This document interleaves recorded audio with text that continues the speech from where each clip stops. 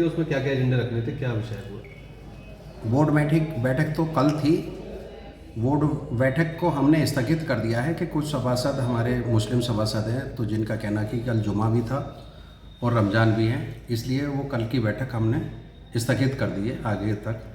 मगर उस बैठक में बहुत अहम मुद्दे लिए थे, क्योंकि वो शॉर्ट टाइम वो जो है बैठक बुलाई गई थी, जिसका कुछ लोगों को कष्ट था उस बैठक को बुलाने में भी। मैं आपको अवगत करा दूं, क्योंकि मैं कोई बात साफ कहना चाहता हूं, बीच में छिपा के नहीं रखता। उसमें जैसे मुद्दा था मेरा, काफ़ी दिन पहले सभासदों ने एक मांग की थी कि टैक्स जो है बहुत ज़्यादा बढ़ गया है, उसे कम करने की बात की थी, जो कि नगर पालिका की तरफ से नहीं लगा।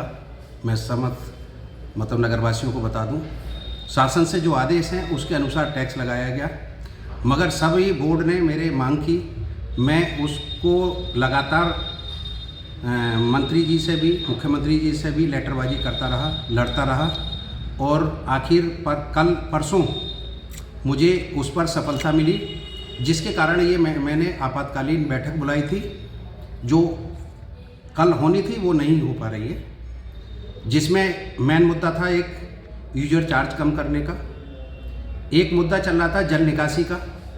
तो जो कि जल निकासी जब तक स्थगित करने के लिए मांग की थी, जब तक यहाँ कोई सीवर लाइन नहीं पड़ जाती है तब तक यहाँ पर कोई मतलब जल निकासी का कोई पैसा नहीं लिया जाएगा। ये मेरी मांग शासन से थी, जो कल उन्होंने मुझे अवगत करा दिया कि आप बोर्ड मीटिंग कर उसको हमारे यहाँ पेपर भेज दो और वो आप ख़त्म कर सकते हैं। ऐसे ही एक हमारा मांग चल रही थी, जो बैनामा कराते हैं, जैसे 1 करोड़ का कोई बैनामा कराता है तो उस पर 1% शुल्क नगर पालिका में नाम चेंज करने का जाता है था, जो कि घटकर अब 10,000 रुपये रह गया है। तो ये बहुत बड़ी राहत थी कि 1 लाख रुपए की जगह अब उसे जो भी बैनामा करता है, जो भी हमारा जनता है, उसको 10,000 रुपये देने होंगे। ये भी फैसला बोर्ड मीटिंग में पास होना था, जो कि बोर्ड मीटिंग ना होने के कारण ये कुछ दिन के लिए स्थगित हो गया।